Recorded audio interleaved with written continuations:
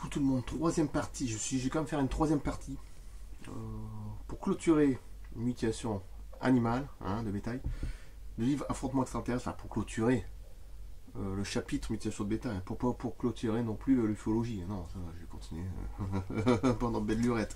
Peut-être que je reviendrai sur mutilation animale, j'en sais rien, je vais voir. 165, autant commencer tout de suite, c'est sa page 165 si je ne me trompe pas. Je vais faire en trois parties.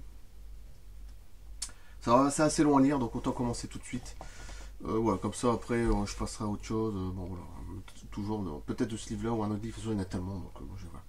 C'est parti, autant commencer tout de suite. Comme ça fera en trois parties. Alors là, j'ai tout balancé, j'ai balancé du lourd. Hein. Affrontement extraterrestre de Joël Ménard. Les dossiers non classés. Et je reviendrai aussi sur ça, les affrontements. Il y a 2-3 passages très intéressants avec des illustrations comme ça d'images. Oh, certainement.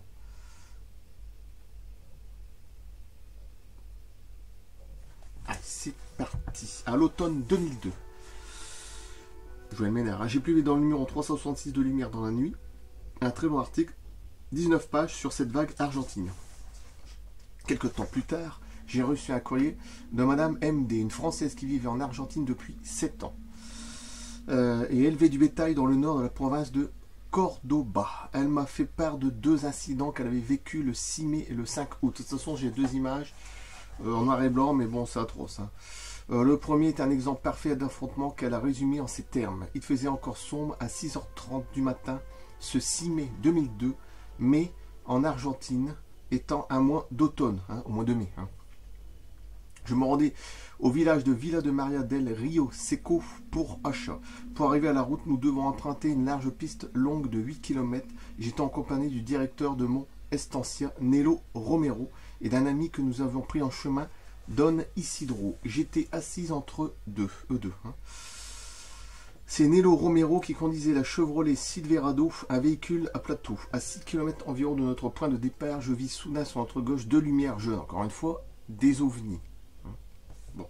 Comme 2 phares de voiture. Elle n'était pas très loin de la piste, à 8 ou 10 mètres peut-être, dans un endroit inaccessible. En plus. Aussitôt, je criais Nelo, reculez, s'arrêta, enclencha la marche arrière, recula sur 10 ou 15 mètres et s'arrêta, pensant qu'il s'agissait peut-être des braconniers. Je fis descendre Don Isidro, monter sur le plateau et tirer 3 balles de 32. Je suis toujours armé. Dans leur direction. Les lumières virèrent au rouge et s'éteignirent dès la première balle, peut-être même avant. Ouais, comme s'ils ressentaient déjà le truc. Plus tard, nous avons rencontré ça à des alambrados, des ouvriers qui posent des clôtures de fils de fer barbelés pour que les vaches n'aillent pas n'importe où. Ils ne m'ont pas cru. Les 3 frères Ponce ont rigolé. Ils m'ont dit que c'était des étiquettes en plastique qu'ils posent sur les clôtures. Il n'empêche qu'à l'épicerie où j'ai été allé pour acheter des munitions, j'ai appris que le samedi soir, un jeune avait vu des lumières dans le ciel. Le second incident, relata Madame MD, hein, toujours la même, concerne 2 cas de mutilation de bovins. Une vache, le 5 août, et un taureau. Taureau, là c'est taureau hein, aussi. 2 jours plus tard, voici son récit. Le 5 août, des gauchos arrivent à l'Estancia. Alors gaucho, je ne sais pas si c'est par rapport gauchiste peut-être, à droite sûrement. Des gauchos, ouais. Et m'annonce qu'il y avait une vache mutilée à 4 km de notre habitation sur notre propriété. Donc je me rends à cheval sur les lieux. C'est le seul moyen d'y parvenir. Dans une petite clairière ronde sur l'herbe sèche, nous sommes alors en hiver. Une vache est allongée, l'intérieur des joues enlevées, la langue chirurgicalement enlevée, ainsi que les parties génitales, la peau de la moitié supérieure de la queue, un trou de 6 à 8 cm sur à la place du cœur. Lui aussi enlevé et un œil enlevé, celui qui est en face contre terre. La vache trouvée mutilée le 5 août 2002 près de Villa de Maria del Rio Seco. Hein, ça commence déjà fort. De toute façon, je vous remettrai les photos à la fin. Hein, j'essaie de retrouver des articles, je sais pas quoi, où je mettrai que des photos comme ça. Mais pas trop atroces, hein, encore une fois, âme sensible, s'abstenir. Hein. Je préfère prendre une précaution par sécurité, on va dire. Voilà. Je vous mettrai les liens à la fin. Ok. On remarque l'effet suivant. L'animal est comme opéré au laser. On ne constate aucun saignement. Oui, parce que c'est séché et cautérisé. Je l'avais déjà répété dans les 2 autres vidéos. La cicatrice est comme si on avait brûlé le tour, la peau étant comme parcheminée. Pas de sang. Aucune trace de sang. Hein. J'ai fait des photos tous les jours pendant 10 jours pour voir la progression de l'état de l'animal. Or, chose curieuse, les corbeaux géants toujours présents, dès qu'un animal présente une faiblesse ou une maladie, ils arrivent bien avant tout autre signe détectable. Ces corbeaux géants tournaient bien autour de la vache, mais sans jamais la manger. Donc ça veut tout dire. Hein. Pas de vers, hein, pas de mouches. Le cadavre de... Ah oui, en plus, il n'y a pas de vers et pas de mouches. Alors là, c'est très intéressant. Ça, c'est très intéressant aussi, ça. Un truc à souligner quand même. Le cadavre de la vache est resté souple au toucher, alors qu'habituellement, dès qu'une vache meurt, elle gonfle et devient raide des 4 membres. Ah oui, c'est vrai. Avec une cohorte de corbeaux qui la dépaisse. Dans les heures qui suivent. Là, il tournait autour sans la toucher. Voilà. Mais ils savent qu'elle est là, mais ils la touchent pas. Même les mouches, elles vont pas dessus, même les vers. Même les coyotes, ce que tu veux, renard, il n'y a rien qui va dessus. Hein. Donc, renard, bon. Je me rendis à la police de Rio Seco, là où j'ai rencontré l'inspecteur chargé de ces questions de mutilation. J'appris que le voisin à 20 km de mon estancien avait eu la douleur de perdre son cheval bien-aimé. De la même manière, à Oro, je sais pas comment on dit, de Agua, à 25 km, 2 vaches, toujours de race, ont été mutilées après une apparition de lumière à basse altitude. À chaque coup, c'est une apparition d'OVNI. Hein, c'est toujours le même truc, hein, le même schéma, on va dire. Hein, en gros. Souvent, c'est des ovnis géants. Hein, c'est monstrueux. Bon. Le vétérinaire Dardo Cividini est obligé de constater ces morts, mais ne s'étend pas sur le sujet, étant tenu par une obligation de réserve. Le 7 août, je me rends au village et on m'annonce que le dimanche soir, une lumière est apparue à un jeune homme habitant à quelques kilomètres de Villa de Maria, del Rio Seco. Le lendemain, un très beau taureau, était trouvé mutilé, intérieur des joues enlevées, langue enlevée et castré. Son propriétaire, M. Cordy, en était terrorisé. Alors, une autre photo en noir et blanc.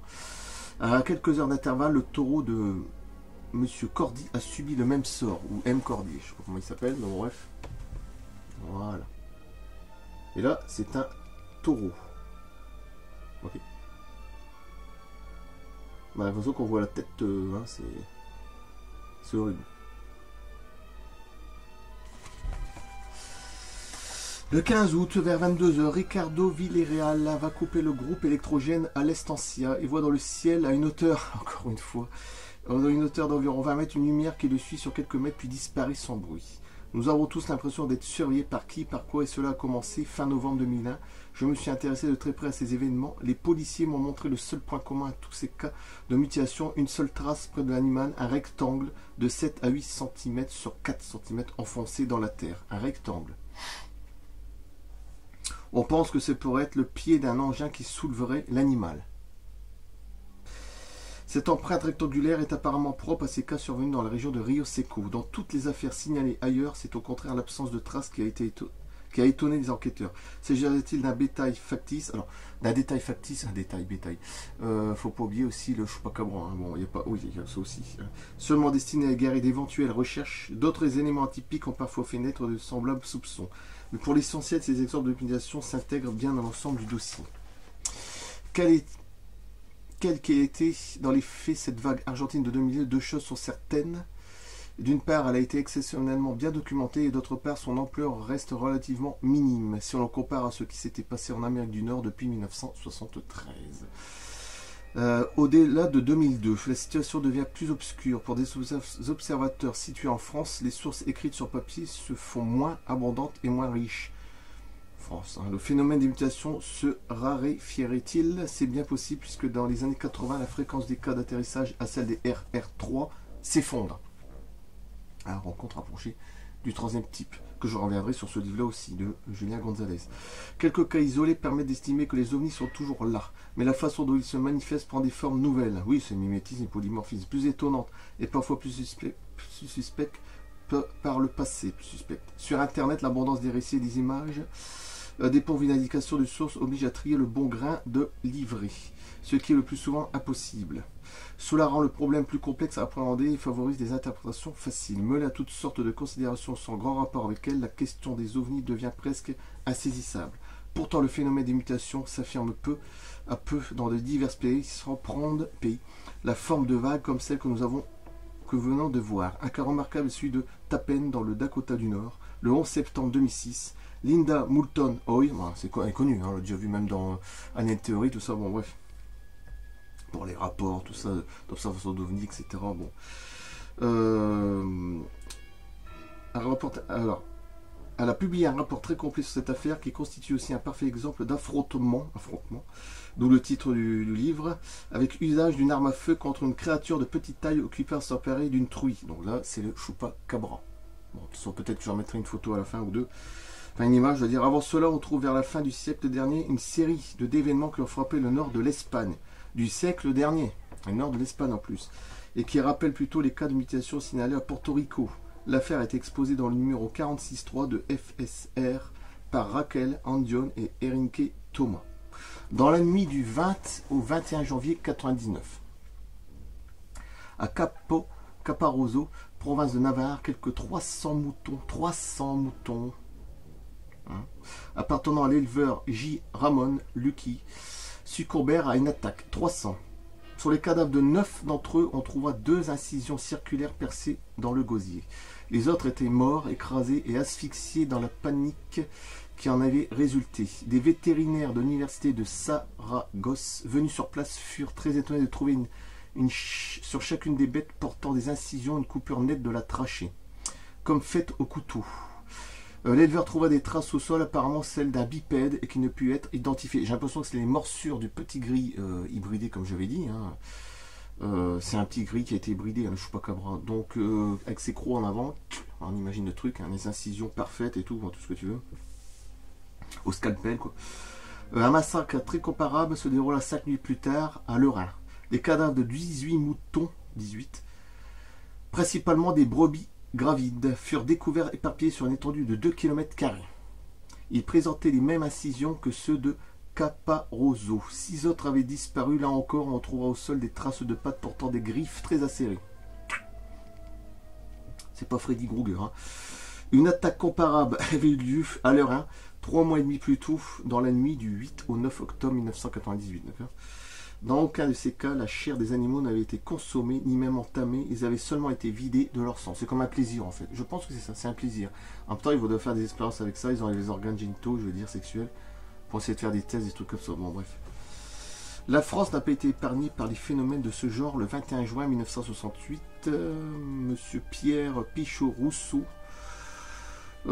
Émile et René Margerie, occupés aux travaux des champs à Brasé-en-Morvan, observèrent de loin, mais assez longtemps, en fin de matinée, il ne faut pas oublier que nous sommes le 21 juin 68 en France, et il n'y a pas qu'aux États-Unis, hein. Enfin plutôt Amérique du Sud, un objet blanc très lumineux posé au sol sur les pâtis de Nailly. Ils apprirent le lendemain que 2 brebis avaient disparu du troupeau et qui paissaient. PAI 2S AIT. Hein. Quelques jours plus tard, une troisième brebis disparut au même endroit et une 4e fut découverte morte au pied d'un arbre. Nous étions en 1968 en France. Ça, c'est bien de le signaler. Quand même. Hein. Il y a plus de 50 ans. Le 10 juillet, les 3 témoins du 21 juin souffrirent de douleurs oculaires et les gendarmes de Liernay constatèrent la présence dans l'herbe et sur les taupinières du pâtis de traces qui ne purent être identifiées. Déjà peut-être chupacabra à l'époque. De nombreux cas de mutation de bétail comportent des éléments qui les rendent incompréhensibles sans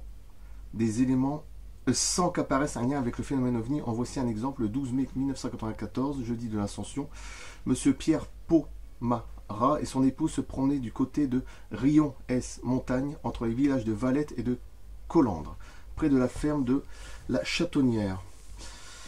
Vers 16 h, ils découvrirent une jument morte, couchée sur le flanc droit. Il lui manquait l'œil gauche, ainsi que la partie rectale et les organes sexuels. Bon, c'est toujours le même principe, hein, le même procédé. Une découpe ovale de 35 sur 20 cm environ, laissait apparaître les os du bassin.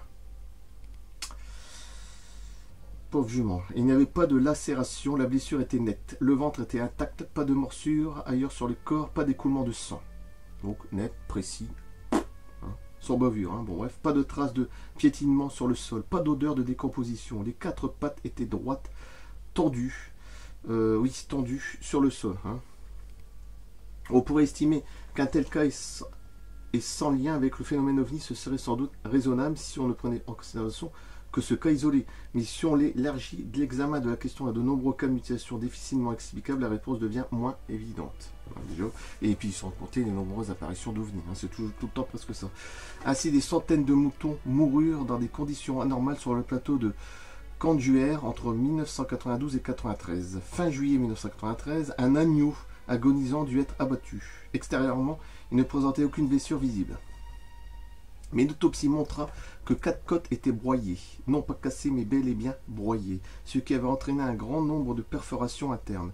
Or, un article dans FSR 38.2 évoque la mort de 2 jeunes bœufs à West Kennet, dans le Wiltshire, en mai 1992. Alors là, c'est de l'autre côté, c'est aux États-Unis. Bon, l'un d'eux fut autopsié par un vétérinaire du ministère. Non, c'est Angleterre. Ouais, britannique de l'agriculture. On découvrit ainsi que l'animal avait la cage thoracique broyée, ainsi que d'autres os et organes. Or, à la même époque, des habitants du lieu avaient observé des lumières parfois en mouvement, parfois immobiles, au-dessus des prés. Toujours des apparitions d'ovnis. De l'horrible vague de mutation équine qui s'est déroulée en France et dans d'autres pays, prairies, aussi on pourrait dire, tiens, à partir de la fin de l'été 2020. Donc là, c'est pas si vieux, hein, il y a quelques mois, il y a plusieurs mois. Hein, il y a presque un an, quand on nous a dit qu'elle était partie de l'œuvre de Déséquilibré. Alors ça, je l'avais lu, c'était dans le premier passage. Il y avait suffisamment de déséquilibré en liberté pour que l'hypothèse soit plausible. Mais est-ce là l'explication unique globale de l'ensemble des cas? Voilà, ça c'est les médias français, voilà, comme ça. Voilà à quoi ça se résume. C'est magnifique. Alors ça n'a strictement rien à voir. Hein. Bon. La zone affectée est si vaste, plus de la moitié des départements français, qu'on peut en douter. Des éleveurs surveillant de nuit leurs bêtes ont observé des objets volants blancs émettant des faisceaux lumineux rouges. On nous a dit qu'il s'agissait de drones, bien sûr, comme dans les centrales nucléaires. Des sacrés drones. Mais déjà fin 2014 et début 2015, quand des objets survolaient presque chaque nuit la quasi-totalité des centrales nucléaires françaises, les médias avaient utilisé le mot drone, hein, pour faciliter la chose, pour désigner ces choses. Où sont les preuves? Tant qu'aucun de ces cas n'aurait pu être examiné, ce qui implique probablement de l'abattre. Il n'y aura aucun inconvénient à les qualifier d'objets volants non identifiés. Refuser d'appeler les choses par leur nom n'a jamais résolu le moindre problème ni procuré de sécurité durable. Et je coupe là. Ah, les médias ici, c'est... J'ai pas envie de rendre, mais c'est ça. Hein, que voulez-vous, entre ça puis se faire... hein. Bon, bref, on a compris. Alors, je coupe là. Bon, ça, vous mettre... Avec moi, c'est bref, direct, on a compris. Voilà, c'est 2-3 trucs de gestes, on a compris. Voilà, troisième partie, très intéressante. C'est pas besoin d'étaler, parce qu'après, ça sert à rien. Voilà, avec 2 photos que j'ai fait voir. J'essaie de remontrer des petits trucs à la fin, de nouvelles photos, ou dans les journaux d'articles, je sais pas, je vois. En tout cas, troisième partie qui est terminée pour moi. Enfin, en tout cas, dans le problème des cas d'imitation de bétail. Et on se verra d'ici 2 ou 3 jours. Elle sera juste un peu plus courte la troisième. Vous voyez, elle fera peut-être 20 minutes en gros. Je coupe, on va plus loin. A plus, merci. C'est toujours très intéressant. Et ce livre-là est une véritable petite bombe. Véritable petite bombe, d'accord? De toute façon, avec la lumière. C'est pas grave, mais en tout cas, c'est un très très bon livre. Ah, c'était 18 euros. Je pensais que je l'avais payé moins cher que ça, parce que moi, il me semble que c'était à 12, 13 euros, 14. Bon, enfin, bref, 18,50 €, peu importe. Qu'est-ce que c'est 18,50 €? Même un film, c'est ce prix-là. Un Blu-ray, DVD. Donc, je coupe là. Merci. À bientôt. À plus.